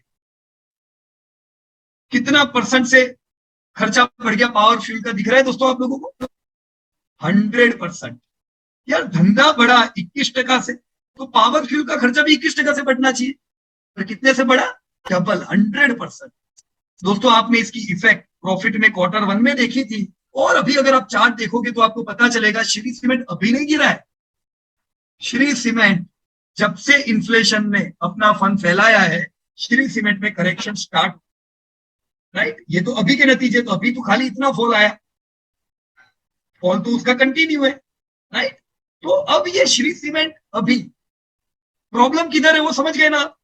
डिमांड में कोई प्रॉब्लम नहीं है तो प्रॉफिट में ही प्रॉब्लम है। मतलब आईआईपी जीडीपी से श्री सीमेंट को कोई फर्क नहीं पड़ता है क्योंकि उसके धंधे बढ़िया ही है। पर अगर इन्फ्लेशन कल घट के आएगा तो दोस्तों किधर इफेक्ट पड़ेगी बताओ मेरे को? अभी तो कोई रास्ता नहीं दिख रहा है, इन्फ्लेशन अभी बहुत आई है, हो सकता है और 2 क्वार्टर ऊंचा रहे। आरबीआई ने बताया था Q4 से हमको उम्मीद है हल्का होगा, राइट। तो जब तक इन्फ्लेशन घटता नहीं आप श्री सीमेंट का करेक्शन देखोगे। पर जैसे इन्फ्लेशन डाउन हो जाएगा, इन्वेस्टर, अभी जो अंशुमान कह रहे थे ना बड़ा बाइंग, आप इधर बड़े बाइंग देखोगे लोअर लेवल पे, और ऐसी बड़ी कैंडल आएगी, ऐसे बड़ी बार बनेंगे वॉल्यूम के, क्योंकि इन्वेस्टर ताक के बैठे होते हैं नीचे के लेवल पे, उनको माल लेना है। रिटेलर सब चलने के बाद आते हैं, ये लोग एडवांस में माल लेते हैं, राइट। तो कब ध्यान रखने का? इन्फ्लेशन पे दोस्तों, बराबर है। सो this is the way you should see. Shri cement ने क्लियर इंडिकेशन दिया है 50 मेमा के नीचे हूं मैं, मेरे को 100 मेमा तो जाना है, वो तो मैं पहले से जा चुका हूं, अभी मैं वापस 100 मेमा तो आऊंगा। तो अपना तैयारी रखने का श्री सीमेंट वालों को, नहीं तो वो अभी से घबराए हुए होंगे, वो 18,000 पे बेच देंगे, जबकि हमको क्या करना है, लोअर लेवल पे एक्यूमुलेट करना है, राइट, तैयार रहने का रिजल्ट देख के, बराबर। अभी बुरा समय चल रहा है, इन्फ्लेशन सुधरेंगे, ये ऐसे चलेंगे, कैसे चला है पहले जब हमने लिया था 2000 जैसा इसका भाव था दोस्तों, अब 2-2 हजार था, तो भी मेरे दोस्त कहते थे अरे क्या 2000 वाला लेने का, सीमेंट में तो सब 50-50 रुपए की कीमत के शेयर है, वो ले लो। उन्होंने वो ली, अभी भी उनके भाव वही है, यहाँ ये 2000 से 22,000 आ गया, 10 गुना, right. So this is the result.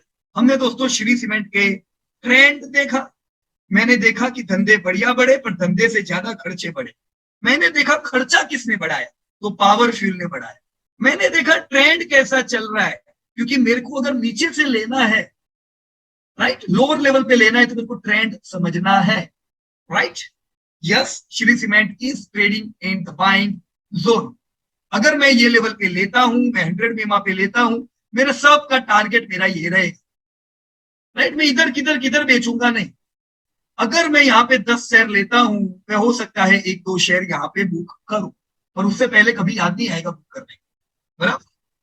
So this is the way how you can interpret your charts.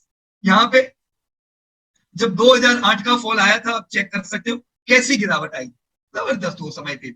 अगर उनके टारगेट आपने यहाँ पे सेट किए हुए थे दोस्तों, जैसा मैंने अभी एक्सिस बैंक का आप लोगों को बताया 5 साल, नहीं तो ऐसा कोई रातों रात कोई चीज सोचने की नहीं।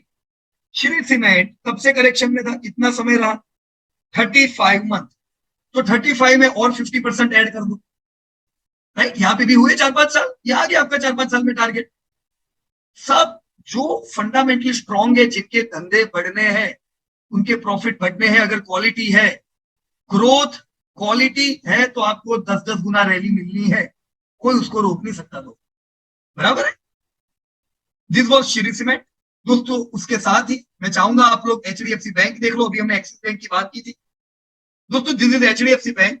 चलो पहले क्या देखने का, yes please, chat box is open. HDFC bank के नतीजे हैं, पहला ध्यान किधर जाना चाहिए दोस्तों, क्या बात है, बहुत अच्छे अल्पेश भाई, शैलेश भाई, सेल्स। तो मैंने यहाँ पे नतीजे डाले हैं, कहां गए, नीचे नीचे, ओके, राइट। मैं अभी के नतीजे देखूं उससे पहले मैं थोड़ा ट्रेंड भी देख के समझ जाता हूं, राइट। ट्रेंड देख ले पहले अपन कि इनका ट्रेंड कैसा चल रहा था, ओके।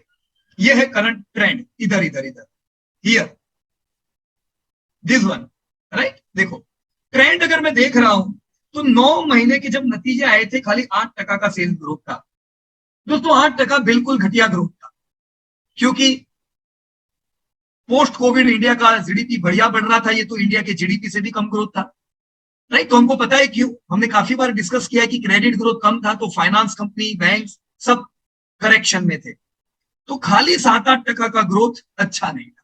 प्रॉफिट दोस्तों इनके बढ़िया थे, ये खूबी होती है दोस्तों अच्छी कंपनी की, सेल्स गिरने के बावजूद वो प्रॉफिट को संभाल के रखते हैं, प्रॉफिट अच्छे है, मार्जिन 22%, और इनकी एनपीए भी 1.3, मतलब बहुत ही अच्छी एनपीए।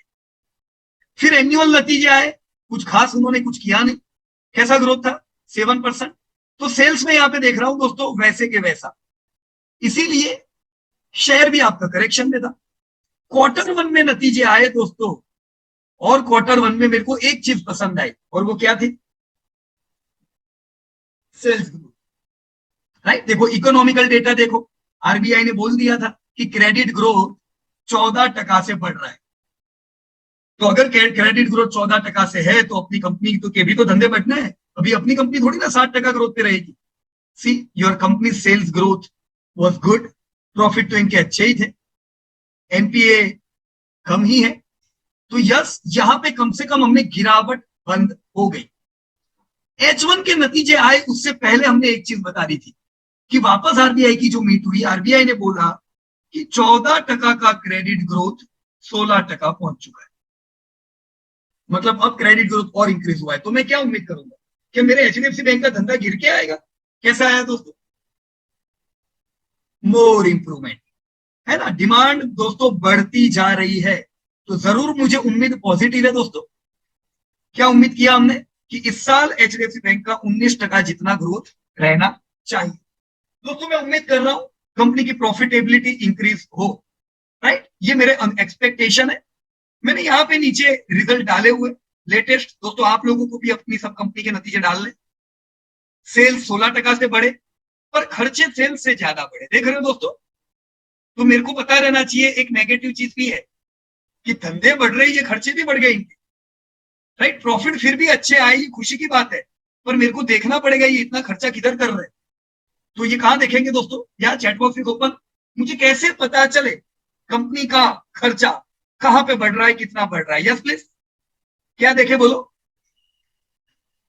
एक्सपेंस डिटेल अल्पेश भाई, या मेजर कॉस्ट चेक करते हैं। देखो मैंने यहां मेजर कॉस्ट डाला हुआ है, राइट। इंटरेस्ट उनका सबसे बड़ा खर्चा होता है, वो 21% से बढ़ा। कितने से बढ़ना चाहिए था? 16% से। धंधा 16% से बढ़ा तो, पर इंटरेस्ट ज्यादा परसेंटेज से बढ़े, तो ये क्यों बढ़े दोस्तों, कोई बता सकता है क्यों इंटरेस्ट का एक्सपेंस एचडीएफसी बैंक का बढ़ गया? आरबीआई क्या कर रही है, हर 2 महीने इंटरेस्ट रेट बढ़ा रही है ना। तो जब इंटरेस्ट रेट बढ़ा रहे हैं तो इनको भी तो फंडिंग महंगा मिलेगा, है ना। तो महंगा इनको भी फंडिंग मिलता है, राइट। तो इंटरेस्ट इनका कॉस्ट बढ़ गया। पर चलो इंटरेस्ट कॉस्ट हम समझ गए, रेपो रेट से बढ़ा। एम्प्लॉय कॉस्ट कितना बढ़ा? वो भी तो ज्यादा बढ़ा है। 16% तुमने धंधा बढ़ाया, पर तुम्हारा एम्प्लॉय का खर्चा तो ज्यादा बढ़ा दिया 22% से, राइट। तो इन दोनों के आधार पे हमारे प्रॉफिट गिरने चाहिए थे, राइट। हमने अभी देखा प्रॉफिट बढ़िया है, पर प्रॉफिट गिरे नहीं। ये दोनों के आधार पे तो गिरने चाहिए थे कि नहीं? पर एक चीज अच्छी आई इस बार, और वो है ये, क्या है दोस्तों? ये प्रोविजन, राइट। देखो दोस्तों, एनपीए डिक्रीज हुआ है, तो एनपीए डिक्रीज होने से जो बैंकों को प्रोविजन करना पड़ता है ना एडवांस में, ऐसा नहीं है कि पूरा पता चल गया अभी इनके पेमेंट आने वाले ही नहीं है, बाद में प्रोविजन करेंगे। नो, एडवांस में प्रोविजन करते हैं। तो जो प्रोविजन करते हैं वो प्रोविजन क्या किया, कम हुआ इस बार। 26% पे प्रोविजन डिक्रीज हो गए। तो प्रोविजन ने दोस्तों हमें बचाया इस, नहीं तो प्रॉफिट अपने गिर के आते, राइट। तो नेगेटिव भी ध्यान रखो, पॉजिटिव भी ध्यान रखो अपनी कंपनी का, बराबर। उम्मीद कैसी है दोस्तों? पॉजिटिव है। ये मेरे सामने चार्ट है। चार्ट कैसा है? ये है अपना प्री कोविड लेवल, उसको तो कब का इसने पार कर दिया है। हमारा जो टारगेट था,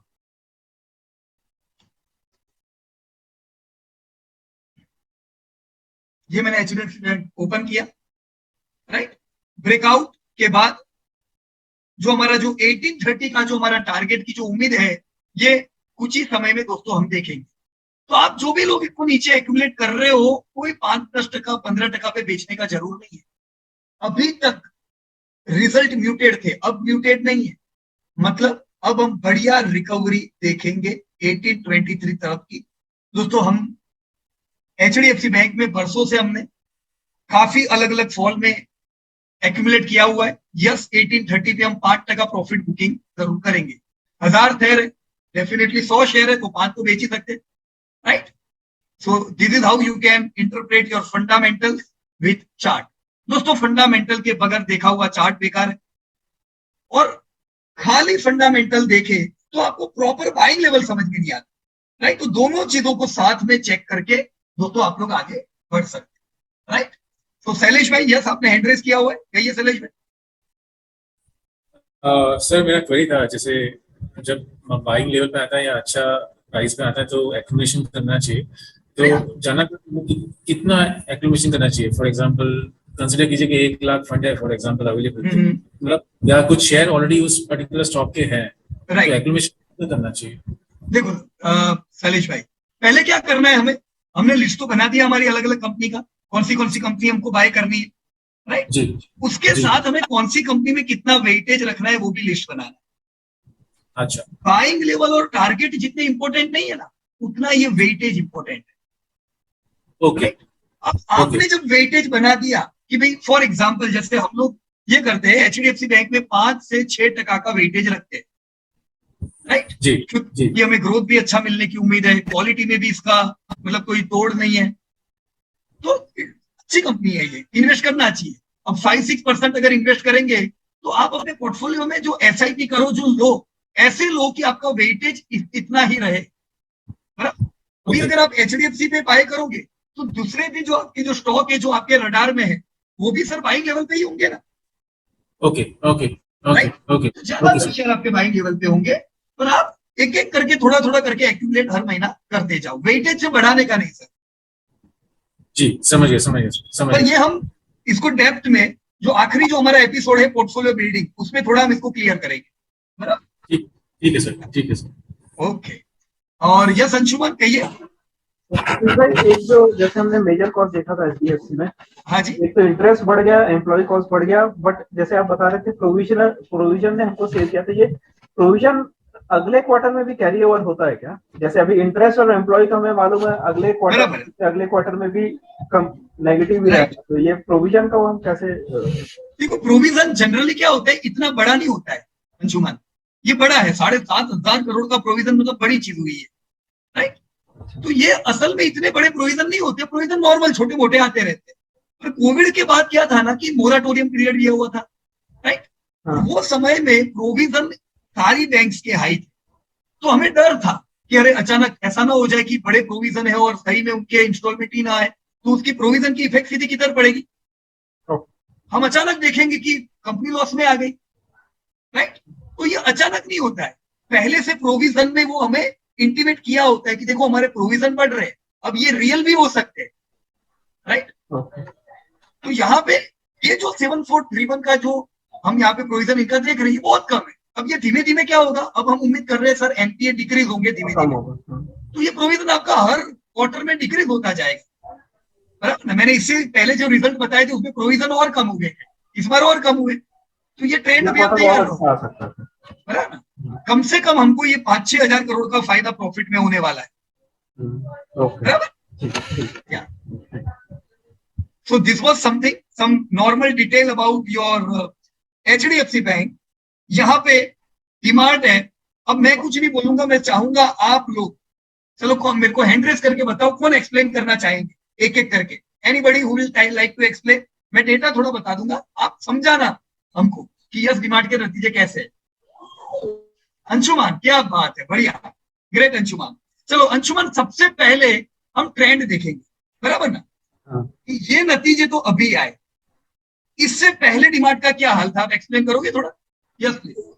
डिमांड में अगर हम देखें तो 2022 में 9 मंथ्स में हमें अच्छे सेल्स मिले थे 33%, राइट। बट एनुअल में देखें तो वो सेल्स थोड़े डिक्रीज हो गए, राइट। हमारा प्रॉफिट पे कोई फर्क नहीं पड़ा, प्रॉफिट मेंटेन हो रहा था। लेकिन अंशुमान जी ये 33 और 26 कैसे फिगर है? 26% इन जनरल देखें तो अच्छे फिगर है, रेवेन्यू ग्रोथ के देखें तो it is a good figure, बराबर है, अच्छे फिगर है, राइट।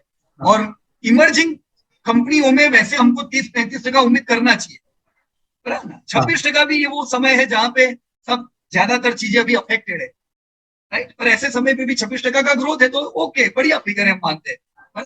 हाँ, उसके बाद Q1 में जब हमारा कोविड का इफेक्ट कम हो गया, बाजार खुलने लगे, तो हमारे सेल्स में बहुत जबरदस्त इंक्रीज आया। हाँ, बिकॉज ये लेवल कोविड से रेफरेंस में ले रहे हैं तो ये 94% हमको दिख रहा है। ओवरऑल भी देखें तो बिकॉज मार्केट खुला तो हमें अच्छी सेल्स रेवेन्यू आई है Q1। बराबर है। देखो Q1 जो था ना इससे पहले का, वो Q1 वेव 2 वाला था, बराबर ना। आपको याद होगा पूरे भारत में, पूरे दुनिया में, मतलब हर जगह पे क्वार्टर लॉकडाउन, वेव 2 में डेथ ज्यादा हुई थी सर, बराबर ना। वेव 1 भी बुरा था, हम सब लॉकडाउन में थे। वेव 2 लॉकडाउन कम था पर डेथ्स बहुत ज्यादा थी, मतलब बुरे हाल थे वेव 2 वाले। तो जब आप Q1 देखोगे तो हमेशा याद करने का कि ये 94% टिकेगा नहीं। ये क्यों था? क्योंकि उसके अगला साल वेव 2 वाला था, बराबर। पर चलो गुड ग्रोथ, प्रॉफिट भी बढ़िया थे और मार्जिन इनके इंक्रीज हो रहे हैं, है ना। तो ये सारी चीज पॉजिटिव है। प्लीज सर क्या हो लेटेस्ट नतीजे क्या कहते हैं इनके? अब जो आए हैं ये Q1 और Q2 दोनों को ले रहे हैं, तो थोड़ा वो जो लास्ट ईयर वाले Q1 का इफेक्ट कोविड वाला था वो थोड़ा सा कम हुआ है, तो एवरेज कर रहे हैं तो ये 94 की जगह हमें 59 दिख रहा है, थोड़ा सा डाउन हुआ है, बट वैसे देखें तो रेवेन्यू इंक्रीज ही हुई है अगर हम बराबर ओवरऑल देखें। राइट। तो रेवेन्यू अच्छे ही है इनके 59%, राइट, और प्रॉफिट इनके 159% आए, बराबर। yes, तो मार्जिन अभी भी इनके कैसे है, मेंटेन जैसे Q1 में थे, मेंटेन कर रहे हैं, राइट। कोई कमी है सर यहाँ पे, नहीं maintain, able to maintain, right. तो हम उम्मीद क्या करेंगे ये साल डीमार्ट से, टोटल 35% इंक्रीज विच इज या ये हमारा एस्टिमेट है, 30% इंप्रूवमेंट है लास्ट ईयर के रेवेन्यू से, राइट। मतलब ये हमारा एस्टिमेट है, बराबर ना अंजुमन, हाँ कि इस साल हमें उम्मीद है जब हम पूरा साल खत्म करेंगे डीमार्ट 35% धंधा बढ़ा के बैठा होगा और 60% प्लस प्रॉफिट आए होंगे, राइट। हाँ ये हकीकत नहीं है, ये क्या है, एस्टिमेट है, एस्टिमेट, राइट। इसलिए हमने यहाँ पे एफ लिखा हुआ है, फॉरवर्ड एस्टिमेट है ये, राइट। यस, ओके, तो सेल्स प्रॉफिट सब अच्छा है, ये आपके पूरे रिजल्ट है, धंधा बढ़ा और खर्चे धंधे से ज्यादा बढ़े सर, कि एवरेज है, ऐसा ही है, 59% वो है तो इधर कॉस्ट 55%, थोड़ा सा बराबर कम, है। 4% का बेनिफिट, राइट, तो मतलब कोई बुरी बात नहीं है, अच्छे ही है, खर्चे इनके ज्यादा नहीं बढ़े, तो इसीलिए प्रॉफिट में एक अच्छा जंप हमने देखा हुआ है, ऑलराइट सर। यस, देखो फाइनेंस कितना भरते हैं ये लोग, 35, खाली, मतलब ये कुछ भी नहीं है, 35 करोड़, राइट। इसमें लीज आ गई, डेट तो इनका बिल्कुल फ्री है, बराबर। यस, तो ओवरऑल कोई दिक्कत नहीं है यहाँ पे, एक ही दिक्कत है सर, अगर मैं डिमार्ट, ये 4200 प्राइस है, मेरा इस साल का ईपीएस मैंने 40 रुपीज एस्टिमेट किया हुआ है, राइट सर, 40 रुपया। देखो ये मैंने फॉरवर्ड, मतलब 2023 इधर है, मेरी उम्मीद है 40,000 करोड़ का धंधा होगा, 2500 करोड़ का प्रॉफिट और 40 का ईपीएस, राइट। तो 40 के ईपीएस के हिसाब से मेरी यील्ड कितनी हुई, अभी ये रही 9, सॉरी 0.9, है ना। मतलब मैं 4,000 दूंगा और मुझे मिलेगा 40 रुपया, तो ये तो खाली ऑलमोस्ट 1% जितनी यील्ड है, जो बहुत ही लो है, राइट। सब कुछ अच्छा है, ट्रेंड अच्छी है, कंपनी अच्छी है, सब बढ़िया है, पर शेयर थोड़ा महंगा है, बराबर। मेरे को यील्ड कम मिल रही है, तो अब ये यील्ड सुधरेगी कैसे, अंशुमान बता सकते हो, कौन से केस में यील्ड इंप्रूव हो सकती है? इसमें प्राइस तो अभी अगर हम अर्निंग और बढ़ाएंगे तो राइट, बिल्कुल सही बात है। होगा, अब देखो अर्निंग कब बढ़ेगी, अभी तो Q2 का रिजल्ट अभी आया, तो अभी Q3 में, तो अर्निंग 3 महीने में तो बढ़नी नहीं है, 3 महीने बाद ही पता चलेगा अर्निंग बढ़ेगी नहीं, राइट। तो भी अर्निंग तो बढ़ने से रही ये 3 महीना, अगर शेयर नीचे आता है तो क्या होगा, तब भी यील्ड बढ़ेगी, पी कम, तब यील्ड बढ़ेगी। अगर ये 4,000 के बदले फर्ज करो ये 3,000 रुपए पे आ गया, राइट। आज 4,000 वाला मेरे को 40 कमा के दे रहा है, कल ये 3,000 वाला 40 कमा के देगा, तो दोनों में से खुशी किसमें ज्यादा है, 3,000 में। हमेशा ऐसे अनुमान लेने का कि कंपनी जो है अपनी अर्निंग के मुकाबले मुझे कब अच्छी यील्ड दे सकती है, राइट। तो भले अपनी कंपनी, अभी हमारे पास तो ये आईपीओ के है, हमने इसको कितनी बार खरीदा है, पर ये गिरेगा मेरे को दुख नहीं होगा। देखो अभी ये चार्ट ऐसा मैंने डाला हुआ है, यहाँ पे भी आपने शुरुआती इसने इन्वर्टेड हैमर से की थी, फिर ये क्या था, एंड ऑफ द ट्रेंड। इधर से डिमांड ने बोल दिया था 6 महीना पहला कि मेरे को नीचे जाना है, ये रैली मैंने अच्छा किया, थोड़ा मेरे को आराम करने, तो 1 महीना 2 महीना 3 महीना 4 महीना 5 में ये ड्रैगन फ्लाई डोजी, 6ठे महीने चला नहीं, और 7वें महीने क्या हुआ सर, कुछ दिख रहा है, जैसा इसने ऊपर से एंड ऑफ द ट्रेंड किया था वैसा इसने क्या किया, वापस हायर हाई हायर लो, या तो लोअर लेवल पे, जो मैं अभी आपको समझा रहा था एक जगह पे कि नीचे के लेवल पे बाइंग आते हैं, ये आपको एक लेवल पे अच्छा बुलिश एंगल्फिंग मिला लोअर लेवल पे, राइट। अभी इसने ये महीने क्या किया, ये वाला फिर इन्वर्टेड हैमर, लोअर लो लोअर हाई बन रहा है अभी, हाँ, राइट। तो कोई बात नहीं, इसको थोड़ा करेक्ट होने दो, पर ये करेक्शन में हमको एक्यूमुलेट करना चाहिए। मैं बुरे से बुरे केस में ये 3200 उम्मीद करता हूं, मैं उम्मीद करूंगा तब तक ये 50 मेमा भी इधर आ जाएगी, राइट। तो ये मैंने 50 मेमा का आधार रखा है, रिट्रेसमेंट का आधार रखा है कि भाई 3200 पे अगर लेने को मिलता है तो मेरी यील्ड अच्छी रहेगी। अगर मैं 3200 पे लेता हूं, मेरी उम्मीद है ये 5200 की रिकवरी मुझे तुरंत देगा। देखो वैसे तो ये 3,000 वाला 30,000 जाने वाला है, पर उसको टाइम लगेगा। मेरे को नियर टर्म में मैं कितना उम्मीद करूंगा यहाँ पे, इतना, बराबर है सर? यस, तो अगर आपके मन में इच्छा होती है प्रॉफिट बुकिंग की, तो किधर करने का? 52 सर। ऊपर के लेवल पे। आपको लगता है मेरे पास डिमांड नहीं है, मेरे को वेटेज के हिसाब से जो लेने मेरे को बढ़ाने हैं, तो कब बढ़ाने के सर? 32, गिरने के समय पे। क्लियर एकदम? यस। सो ग्रेट, बहुत बढ़िया अंशुमान जी। और दूसरी जो भी कंपनियां होती है, थोड़े इस प्रकार से अगर प्रैक्टिस करेंगे दोस्तों, बड़ा आसान हो जाएगा। और ये कब तक करना है पता है? जिंदगी भर नहीं करना दोस्तों ये सब। हमें तब तक रिजल्ट को देखने हैं जब तक दोस्तों हम लोग पैसा लगा रहे, राइट? क्योंकि पैसा लगा रहे, इन्वेस्ट करते जा रहे, तो हम अपॉर्चुनिटीज देखना चाहेंगे कहां पे ट्रेंड मस्त है एकदम, वहां पे हम ज्यादा अच्छा वेटेज रख सकेंगे, राइट? तो पैसा लगा रहे हो तब तक नतीजे देखते जाओ, बाकी आपकी कंपनियां बहुत ही अच्छी होगी। जब आप रिटायर हो जाते हो, आप पैसा लगाना बंद कर देते हो, बिल्कुल शेयर को देखने की जरूरत नहीं है। ऐसा माल लेने का कि कभी उसको देखने की जरूरत ना पड़े, वो रोज देख देख करना है, तो फिर ये तो और एक नौकरी होगी हमारी। अभी एक नौकरी से रिटायर हुए, दूसरी नौकरी थोड़ी ना करेंगे, right?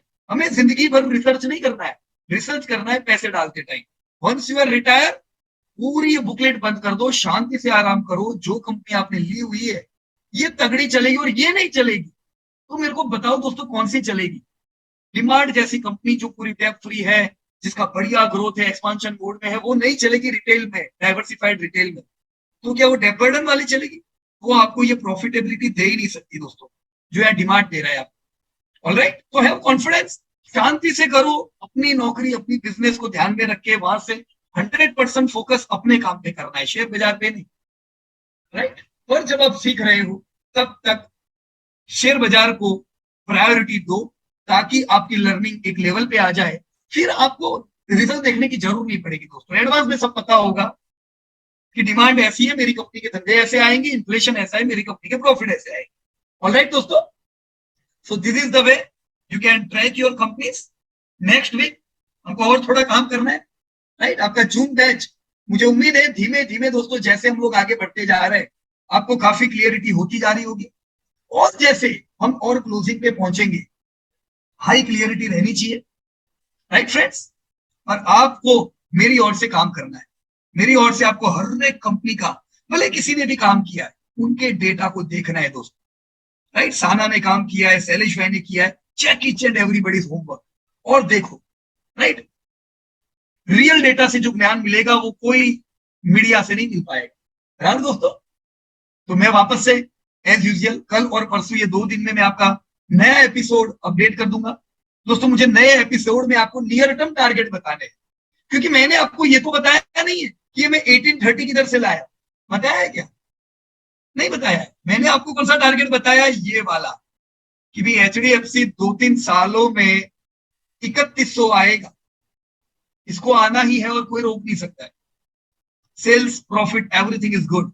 In fact if you will check, मैं आपको बताना भूल गया, जरूर उस पर ध्यान रखना चाहिए दोस्तों।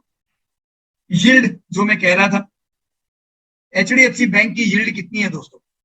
ये लेवल पे, this is our forward EPS, this is your price and this is your yield. दोस्तों मुझे एफडी जितना यील्ड मिल रहा है, अमेजिंग। मतलब अगर मैं 4-5 साल रहने देता हूं, ये 15% पहुंच जाएगी मेरी यील्ड। कहां मिलेगी मुझे ऐसी yield? There is a very good opportunity to accumulate this type of company when your yield are high. ये हाई इसलिए है क्योंकि क्रेडिट ग्रोथ में कमी थी, तो शेयर आपके चल नहीं रहे थे, बराबर है? सो रेडी हो जाओ दोस्तों अगले 2 एपिसोड के लिए। हम अब आने वाले समय में नियर टर्म टारगेट भी ढूंढेंगे, लॉन्ग टर्म आपको पता है, नियर टर्म पे और थोड़ा प्रैक्टिस कल अगले हफ्ते करना है। और फिर दोस्तों हम सबको मिलकर पोर्टफोलियो बनाना है, अनशेकेबल पोर्टफोलियो, जिसको हर दिवाली में कोई टिप की जरूरत ना पड़े। आपने जो पोर्टफोलियो बनाया वही टिप अलग अलग जगह से आती जाए। ये हो सकता है दोस्तों कि जो दिवाली टिप आएगी वो आपकी कंपनी से मैच नहीं करेगी, क्योंकि उन लोगों को ज्यादातर टिप किधर से आती है? ब्रोकिंग कंपनियों से, क्योंकि पोर्टफोलियो वाले के पास तो टाइम ही नहीं है आपको टिप देने का। ब्रोकिंग कंपनियों से जो टिप आती है दोस्तों, उनका टारगेट होता है कि आपको 6-12 महीने में बाय और सेल दोनों करा देना है। तो हमेशा नियर टर्म गोल के साथ वो ब्रोकिंग कंपनी से टिप आती है, तो खाली मोमेंटम देखेंगे और मोमेंटम में दोस्तों फंस सकते हैं, राइट? बहती गंगा में हाथ धोते धोते पांव स्लिप हो सकता है। तो हो सकता है आपके और दिवाली टिप के विचार मेल ना खाते हो, पर इसका मतलब ये नहीं कि आप गलत हो। आप एक लॉन्ग टर्म हाईवे पे हो, और आपका वो ट्रेडर उससे कोई लेना देना नहीं, right friends? So thank you very much and best of luck to everybody. We will meet for next episode और अगले हफ्ते दोस्तों मिलेंगे। धन्यवाद एंड जय